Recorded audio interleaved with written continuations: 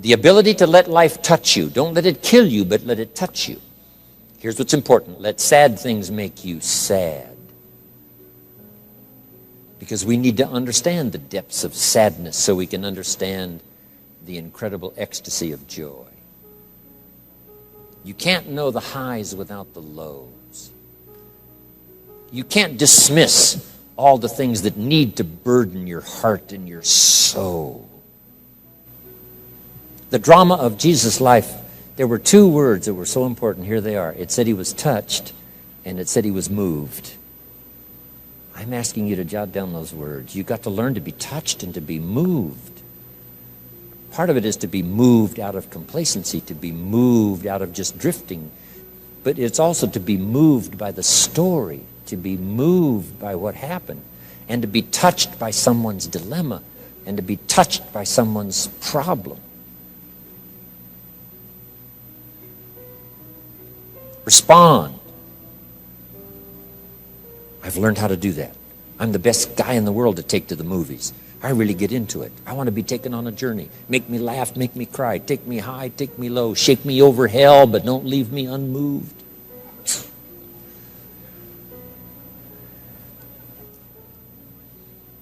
I finally saw Dr. Zhivago for the third time in Melbourne, Australia. Come see Dr. Zhivago. I went and saw it for the third time. I'd always missed the significant ending of the movie until this time. Finally, I got it. Comrade General said, Tanya, how did you come to be lost? And she said, I was just lost. He said, no, how did you come to be lost? And she said, well, the city was on fire. The war had come. And my father and I were running through the city, and he let go of my hand, and I was lost. And Comrade General said, no, Tanya, Komorowski was not your father. Do you think your father would have let go of your hand? This man, Dr. Zhivago, the poet, I'm telling you, he was your father. I've been searching for you, and I found you. This was your father. I finally got the message. The other times I'm eating popcorn waiting for the movie to finish. I mean, you know, this time I got it. I got it. He was not your father.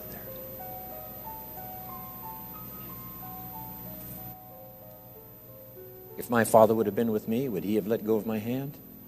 No. Would he have died first? Yes. So you've got to let the drama, you've got to let the emotional drama affect you, because here's what it does. It fills up your emotional bank so that when you get ready to talk, we're going to discuss later on today, you draw not only from language, but from emotion. And the mixture of both language and emotion is some of the most powerful force in the world. So let yourself be affected. Let yourself be touched. Let the positive make you positive. Let the sad make you sad. Let the joyful make you joyful. Let the songs ring in your head. But also let the minor key, let the sadness affect you so that you'll be a well-rounded person when you deal with the marketplace, your children and everyone else. Key. Now here's the other three. First, learn to absorb everything around you. Take it all in. Don't miss anything. Next, respond. Let life touch you. Here's number three. We just briefly touched on it. Reflect. Reflect means to go back over and experience. If you've been through something, when it's over, just sit down and think about it again. You say, well, some things are tough to relive. I know, but if you'll go through a bit of the emotional drama again, it'll drive that experience so deep in your consciousness it'll never go away. Now, this is not to drag you back into the past. This is not to drag you down into the sadness that if that was all there was to life, it would overwhelm us all. It's not to do that, but it's to make you a richer person in terms of the full spectrum of emotional content. It's to make you a whole person to better understand someone else's dilemma if you let the dilemma of certain things affect you as much as it can. Reflect back and let the thought of it, put your head between your legs as you ponder, wow.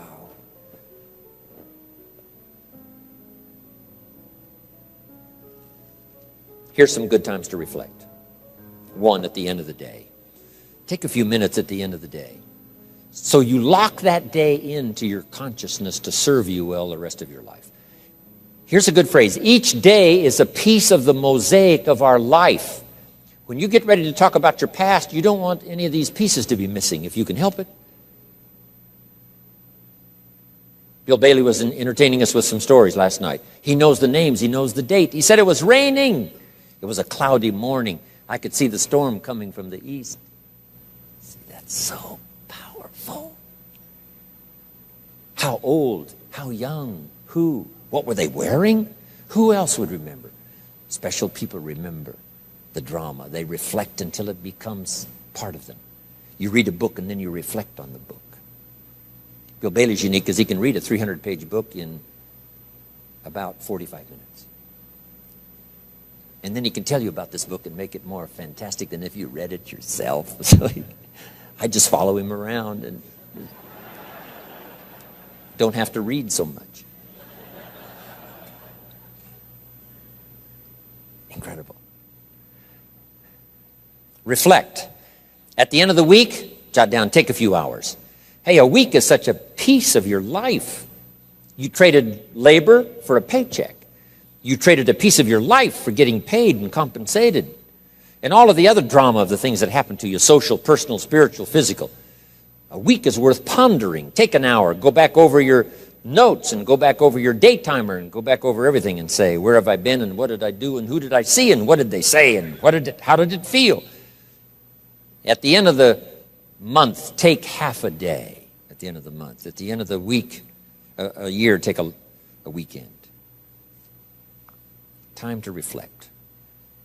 Maybe this is what was meant when the advice was given. Here it is in Scripture. Every once in a while, you should go into your closet.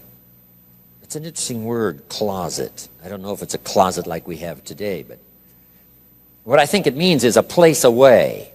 Go into your closet, away. And then it said something interesting. When you get in there, shut the door. Shut the door. Not necessarily a physical door to shut yourself in, but to shut everything out. To shut everything out for a while. And just in there, in that place of solitude. For all of my public life, traveling all around the world. You know, from hotels and limousines and all the rest of the busy life I live. Guess what I seek? Solitude. The time alone, part of it up at the farm for me, making wine and growing crops is part of it. But some of that's sort of just like a diversion, doing something else versus, traveling and lecturing. But sometimes I have to get alone.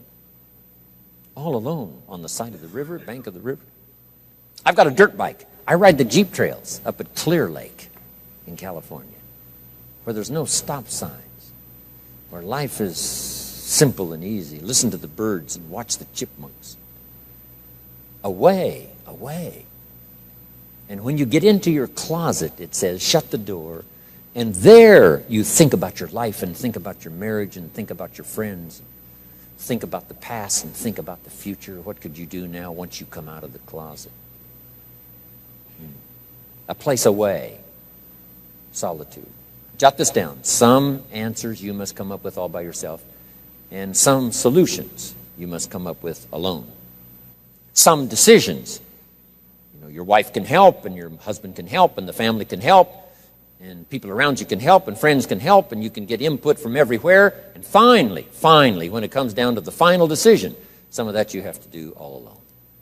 They say the presidency of the United States is a lonely job. The general of the army, many times that's a lonely job. Sending people into battle, knowing some are going to lose their lives. That's a lonely job, making those lonely decisions that's going to affect so many. But whether it affects your life personally or someone else, you got to take some of this time and get used to the time to be alone, to make those decisions and think things over. Okay.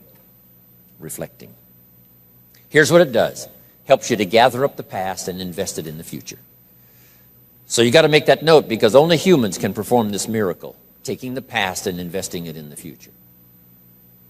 Dogs can't do it and animals can't do it. Fish can't do it. Snakes can't do it. Only humans can do it.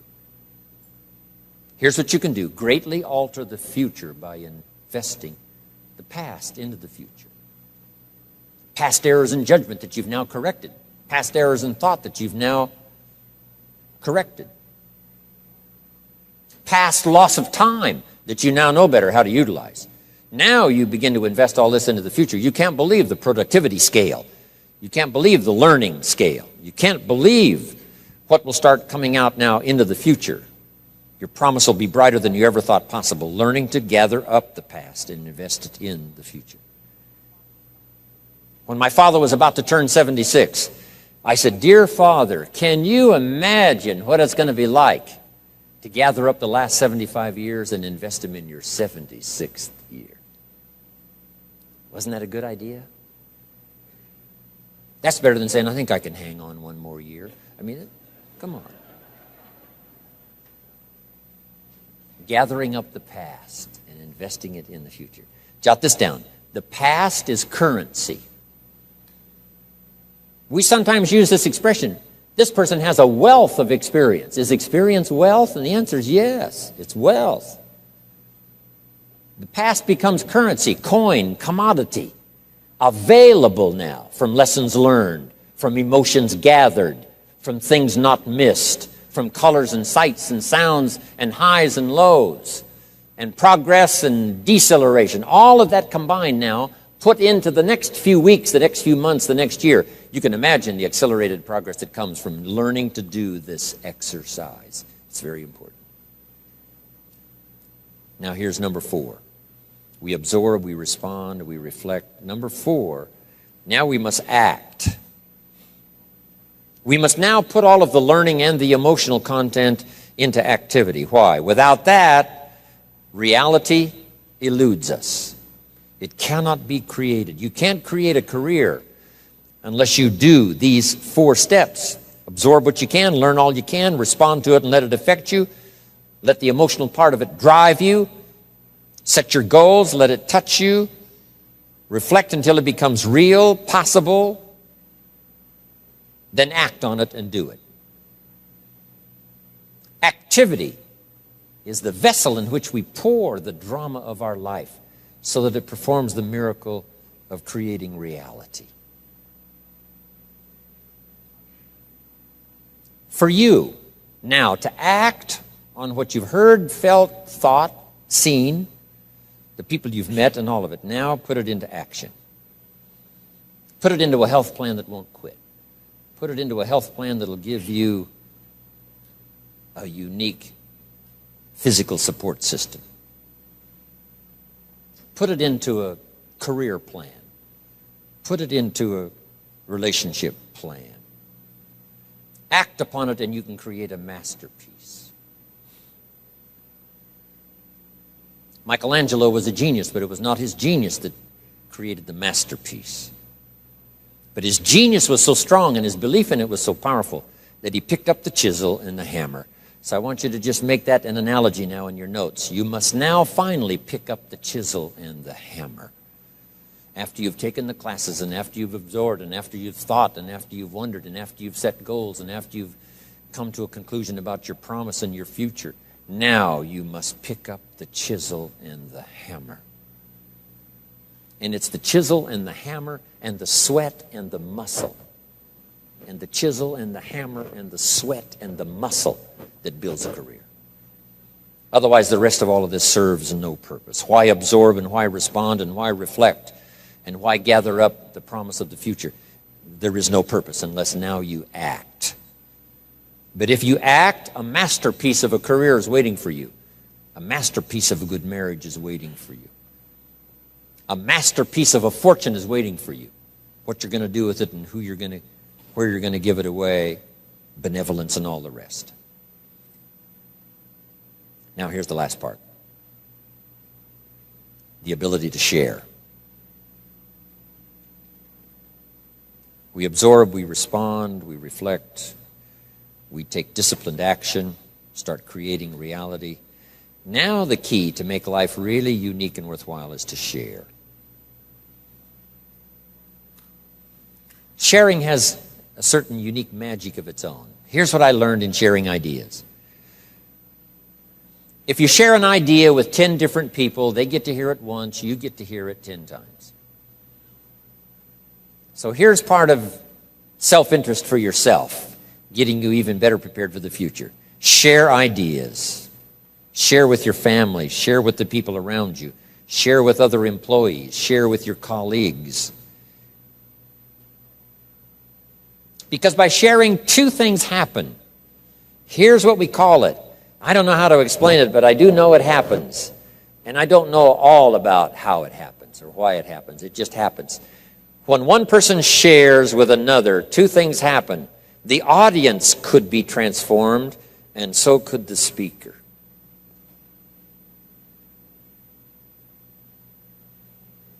If you share with someone else, they could be transformed. You may have dropped in at the right time. This may be their moment. They've got 3 numbers dialed into the lock already. And if you say it well and say it right, you'll be the 4th number that they can dial into the lock of their personal experience, and the door will come open and there's opportunity they never saw before. The person who hears can be transformed. But here's what else is exciting. The person who speaks can be transformed. Guess what we're all looking for? Transformation for our new life. The new life tomorrow, the new life this month, the new life next year, the new life this year. The caterpillar one day says, I think I was made for more than this, crawling on the ground. So the butterfly climbs the tree, attaches himself to a leaf, and spins the cocoon. Who knows what disciplined effort it takes to spin a cocoon? But something inside the caterpillar says, I was designed for something more than being just a caterpillar. And then when the cocoon is ready and it opens up, out comes a butterfly that flies away. Maybe singing, I think I can fly. I think I can touch the sky. I used to be a caterpillar on the ground. Now I fly. I'm asking you to go through such a metamorphosis.